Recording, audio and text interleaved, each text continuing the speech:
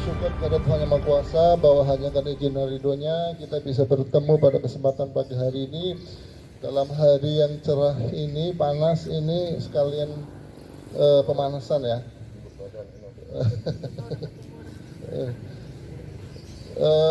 Salawat dan salam mari kita panjatkan kepada junjungan kita Nabi Muhammad SAW bersama para keluarga, para sahabatnya dan kita semua, insya Allah istiqomah sampai dengan akhir zaman dan semoga kita mendapatkan sahabatnya kelak.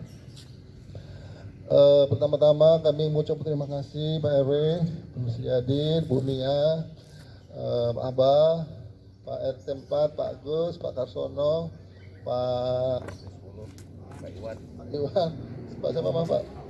Pak Warno, terima kasih sudah hadir di acara kita. Pertama acara kita nanti sambutan dari Pak RW, kemudian nanti dilanjutkan dengan penjelasan dari Bu Mia, kemudian nanti salah satu dari perwakilan RT mungkin saya perlu minta juga Pak Abah diwakili Abah ya.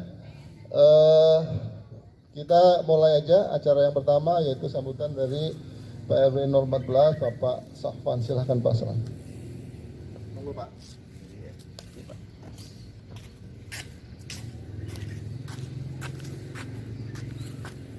Bismillahirrahmanirrahim. Assalamualaikum warahmatullahi wabarakatuh. Waalaikumsalam. Selamat pagi, salam sejahtera buat kita semuanya. Alhamdulillah pada pagi hari ini kita akan melaksanakan fogging di wilayah RW 14. Mudah-mudahan pelaksanaannya dapat berjalan dengan lancar. Kemudian perlu kami sampaikan kepada Ibu Bidan ya, bahwa kami baru membeli alat foggingnya. Jadi mudah-mudahan dengan adanya alat ini kami bisa mandiri, bahkan bisa untuk melaksanakan kegiatan ini secara berkala, apakah 2 bulan atau 3 bulan setiap itu. Nanti kami perlu minta penjelasan dari Ibu Bidan seperti apa idealnya untuk fogging itu diterapkan di wilayah kami. Kemudian untuk sementara ini kami masih memintakan sumbangsi dari warga, baik itu untuk maksudnya sumbangsi itu adalah untuk pembelian obat, tenaga pelaksananya, dan ini memang kami beli dari hasil donatur. Nah, donatur itu donatur yang perlu kami hargai. Berikutnya, bagaimana pentingnya fogging dan lain sebagainya untuk agar warga terhindar dari wabah demam berdarah ini. Untuk itu kami sampaikan kepada seluruh warga untuk tetap menjaga kebersihan di lingkungannya masing-masing, di rumahnya masing-masing, dengan pengawasan para pengurus RT, dan jangan bosan-bosan untuk menyampaikan kepada warganya bahwa kesehatan adalah yang amat sangat kita butuhkan dan jangan kita abaikan, lebih-lebih di usia seperti saya yang sudah melewati angka 60 itu rentan dengan segala hal penyakit. Begitu juga generasi kita, anak-anak kita, tetap kita perhatikan kesehatannya. Untuk itu kami perlu pengarahan nanti setelah saya untuk disampaikan oleh Ibu Bidan. Sekali lagi kami mohon maaf, terima kasih atas segala partisipasinya, kerjasama dari semua pihak sehingga dapat terselenggaranya acara kita pada pagi hari ini. Terima kasih. Assalamualaikum warahmatullahi wabarakatuh. Assalamualaikum warahmatullahi wabarakatuh. Waalaikumsalam. Terima kasih kepada Bapak RW, Bu, izin Pak di situ Sesepuh, aja Bu, biar Bapak kelihatan Bu. Haji Herman. Asik. Di sini saya sebagai surveillance, kebetulan surveillance itu adalah penanggulangan ya penyakit menular yang berbasis lingkungan. Penyakit-penyakit yang berbasis lingkungan itu pada dasarnya disebabkan oleh bagaimana manusia itu untuk Pak. bisa mengendalikannya. Mungkin baterainya tuh Pak. Baterai. Enggak. Orangnya ngadnya. Di onin Bu, di atasin. Untuk itu di sini kebetulan kan baru mempunyai alat ya Pak ya, Pak RW. Kemudian untuk alat tersebut memang kan ada masa ininya ya, namanya alat ya Pak, ada masanya ya. Saya belum tahu ya alatnya seperti apa, dan obat yang dipakai kemarin Bapak udah sampaikan pakai seruni ya. Seruni itu dalam 1 liter seruni itu bisa dipakai untuk 60 sampai 70 liter solar. Jadi perbandingannya 120 sampai 150 ya, mililiter ditambah dengan 10 liter solar. Dari 10 liter solar itu bisa mencapai 20 sampai 40 rumah, tergantung rumahnya besar atau kecil. Ya. Nah, untuk fogging sendiri sebenarnya itu tidak efektif. Pada kasus demam berdarah itu kan berbasis lingkungan, sementara fogging itu hanya membunuh nyamuk dewasanya saja ya Pak ya. Sedangkan jentik nyamuknya itu tidak akan mati dengan fogging, karena siklus nyamuk yang perlu diketahui adalah nyamuk itu hidup selama 15 sampai 20 hari. Pada saat tahap pertama dia mulai, nyamuk dewasa itu mulai bertelur. Bertelur itu dia ada di sisi pinggir bak mandi. Dia nempel kencang di sisi bak mandi. Dia hidup 2 hari sebelum dia menetas. Menetas dia menjadi jentik nyamuk. Jentik nyamuk itulah yang kita bilang uget-uget ya. Nah itu yang selalu kita periksa jentiknya oleh tim pemantau jentik. Kemudian jentik itu hidup 2-3 hari akan berubah menjadi kepompong. Kepompong itu biasa berada di permukaan air atau dia nempel di bak mandi, di pinggir-pinggir bak mandi. 2 hari kemudian dia baru berubah menjadi nyamuk dewasa. Nah, nyamuk Aedes aegypti ini senang di tempat air yang bersih dan tidak langsung ke tanah. Ya. Nyamuk Aedes aegypti ini bisa saja dia ada di lapangan, ada di daun-daun, ya itu dia hidupnya, telurnya saja hidupnya bisa sampai 6 bulan. Dalam waktu 6 bulan dia nempel di daun, terus kemudian kena air, langsung dia akan menetas menjadi jentik, dia akan berubah menjadi kepompong dan langsung menjadi nyamuk. Itu seperti itu. Nah, makanya kenapa kita perlu membasmi sarang nyamuknya.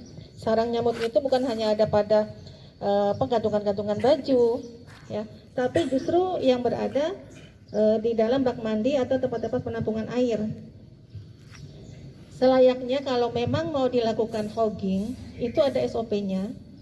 SOP-nya itu adalah pada saat sebelum kita melakukan fogging, lakukanlah kerja bakti massal dulu. Entah itu di dalam rumah ataupun di luar rumah. Kalau di dalam rumah mungkin kemungkinan besar adalah nyamuk Aedes aegypti. Kalau di luar rumah mungkin ada nyamuk Aedes aegypti dan ada 23 jenis nyamuk, namanya nyamuk cutek, Anopheles, ya, dan nyamuk malaria. Tapi kalau di sini nggak ada ya nyamuk malaria karena bukan rawa, daerah rawa, ya. Dan nyamuk-nyamuk jenis itu akan bisa menularkan yang namanya filariasis kaki gajah, Pak. Nah itu makanya sebenarnya semua jenis nyamuk bahaya ya, gitu.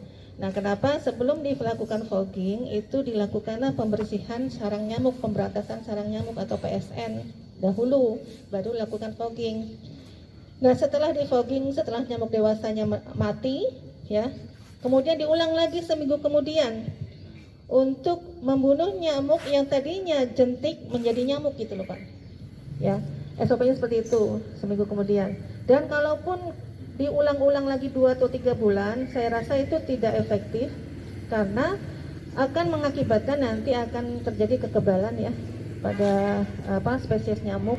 Itu dikhawatirkan itu. Paling tidak apabila ada kasus kita langsung melakukan tindakan fogging. Fogging itu yaitu tadi SOP-nya sebelum fogging kerja bakti dulu, kemudian fogging lagi itu Pak. Seperti itu. Nah, untuk ini kan saya kan membawa abate. Tadi sudah saya sampaikan ke Pak RW. Abate ini hanya diberikan kepada rumah atau tempat-tempat yang penampungan airnya besar-besar yang sulit untuk dibersihkan. Ya, ini bekerja di dalam bak mandi selama 3 bulan. Dan dia tidak tercampur dengan air, dia bekerja hanya di pinggir-pinggir bak mandi. Karena bak mandi kan kalau yang besar kan sulit dibersihkan. Ya, makanya kalau kita punya bak mandi bukan hanya sekedar dikuras nih, terutama ibu-ibu yang selalu bersihin. Kadang-kadang hanya dikuras, ucek-ucek udah dibuang airnya, tapi ini tidak, harus disikat di tembok-tembok bak mandinya itu karena telurnya itu nempel banget di tembok bak mandi dan sikatnya pun harus pakai sabun karena dia mati dengan sabun. Disikat baru dikuras. Kalau tidak disikat percuma, telurnya itu akan masih tetap menempel, pasti akan ada jentiknya besok harinya. Karena banyak yang bicara, saya udah sering Bu, seminggu 3 kali saya kuras. Beda kuras dengan menyikat gitu. Nah, untuk bak mandi yang besar-besar kita taruhlah abate. Tujuannya abate ini agar nyamuk itu tidak mau bertelur di situ karena dia baunya itu khas.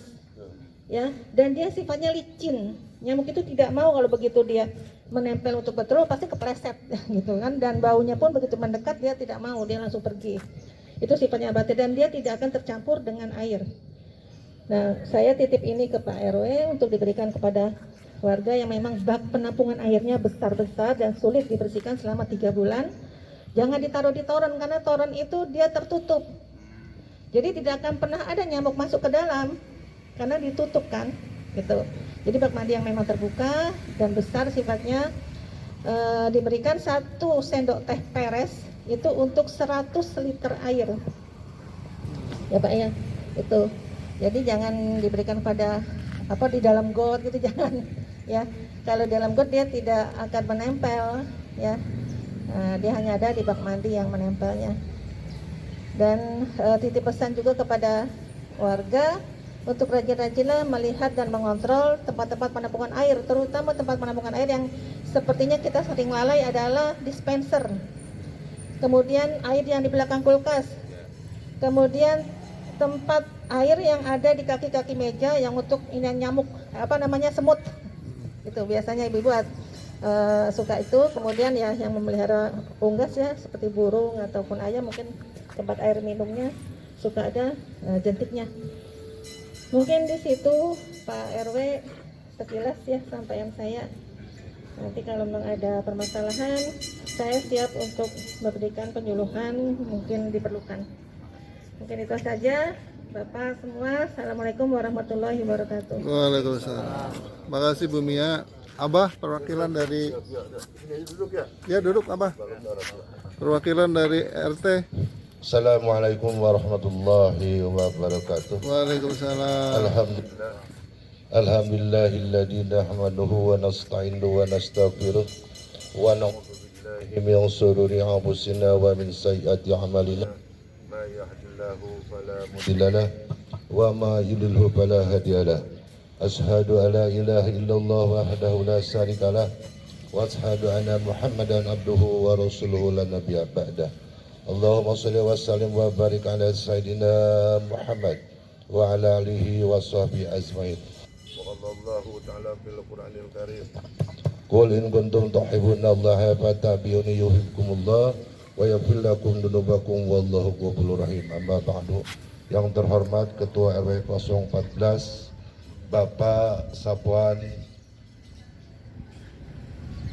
yang terhormat Ibu Bidania dari pengurus puskesmas, yang terhormat para ketua RT yang hadir di lapangan RT 04 ini, mungkin sebagian tidak hadir karena kondisi mungkin sebagian bekerja. Alhamdulillah wa syukur pada hari ini kita bersama-sama telah dihadiri oleh Pak Ketua RW dan pengurus kesehatan dari puskesmas dalam rangka yaitu penyemprotan fogging pada hari Rabu ini, mengingat situasi kondisi di Bumi Lestari sudah rentang, mungkin sudah ada 3 penyakit Pak, bukan corona aja ya. Di samping corona juga serang masih berjalan, kedua diserang lagi penyakit demam berdarah, 3 diserang lagi penyakit kucing nih. Kucing pes banyak yang mati kucing ya. Mungkin nanti buat petunjuk juga kepada Ibu, karena ini di Bumi Lestari sekarang ini ada menyebut 3 kucing. Kucing-kucing yang anggora-anggora itu pada mati, pada muntah mati itu. Itu mohon petunjuknya juga dan dihimbau kepada seluruh yang ada RT 1 sampai 10 agar menyadari lingkungan, sayang sama lingkungannya, sayang sama warganya, sayang sama yang ada di Perumahan Bumi Lestari. Dengan adanya Pak RW tak henti-hentinya, walaupun dia dalam keadaan baru, terus berpacu, bukan berarti dia berpacu di dalam melodi, dia berpacu yaitu untuk menentangkan di dalam satu lingkungan, kesehatan satu lingkungan, mensejahterakan satu lingkungan, walaupun dalam keadaan sifatnya sosial tanpa pamrih. Dan alhamdulillah apa yang disampaikan dari Pak RW, kita mendapatkan satu sumbangan fogging, walaupun satu sumbangan fogging juga tetap nanti pengurus RT dari 1 sampai 10 agar ada keteriakan hati untuk biaya pemeliharaannya, seperti obat dan juga pengurus-pengurusnya juga harus segera dikasih honorer. Bapak-bapak RT dari 1 sampai 10 kami himbau yang ada di dalam satu Bumi Lestari, kita tetap menjaga aturan COVID-19, mungkin dulu 3M, kalau sekarang sudah menjadi 5M, kira-kira begitu Bu ya? Itu betul-betul diperhatikan. Yang kedua, kita sudah terserang lagi ini penyakit demam berdarah sudah beberapa RT, dan alhamdulillah dan getaran jiwanya ketua RW dan pengurusnya terhadap warganya, sehingga sekarang pada hari ini diadakan penyemprotan fogging. Dan alhamdulillah ini sebagian RT, sebagian belum datang. Mohon sekiranya yang tidak hadir melalui nanti suara-suara saya mohon didengar, demi keselamatan, kenyamanan, keindahan yang ada di lingkungan perumahan Bumi Lestari. Sekali lagi, untuk terakhir, kami ucapkan juga sekali lagi kepada para pengurus yang telah dimulai mungkin dari RT 5 langsung 10 dalam keadaan bukan kuli, itu jiwa sosial, itu perlu pahlawan ya, sepertinya perlu dijunjung tinggi oleh semua RT. Namun dari itu mohon mengingat kepada RT, karena ini obat dibeli sesuai dengan kesepakatan per warga, kita disetujui dengan 10.000. Mohon ini jangan ditambah temblek lagi nih, 10.000 per kakak, karena obat itu dibeli dan orang juga perubahan. Barangkali ucapan dari ketua RT saya di RT 7 mewakili dari seluruh RT. Sekali lagi mohon kesadarannya kepada seluruh RT yang ada di Bumi Lestari, mohon jaga kekompakannya. Terima kasih. Wassalamualaikum warahmatullahi wabarakatuh. Terima kasih Pak RW, terima kasih Bu Mia, terima kasih Abah. Bapak Ibu sekalian, berarti acara kita akan segera kita akhiri. Oh boleh. Silakan. Kita akan ada acara penyerahan secara simbolis dari Bu Mia ke Pak RW, silakan Bu. ABT dari Puskesmas kepada pengurus RW 14. Terima kasih Bu Mia. Baik, jadi acara kita sudah selesai. Sebelumnya hari ini rencana penyemprotan urutannya sampai di mana? Monggo sampai yang menjelaskan. 5, 10. Tes. Terima kasih. Mungkin urutannya tadi saya lihat tadi RT 5 sudah mulai. Terus lanjutnya ke RT 10. Dari RT 10 ke RT 8, 6, 4 terus lanjut ke RT yang lain. Gitu. Baik, terima kasih Bapak Ibu sekalian, terima kasih kehadirannya. Kita akhiri. Sebelumnya kita mengucapkan alhamdulillahirabbil alamin. Wabillahi taufiq wal hidayah. Wassalamualaikum warahmatullahi wabarakatuh.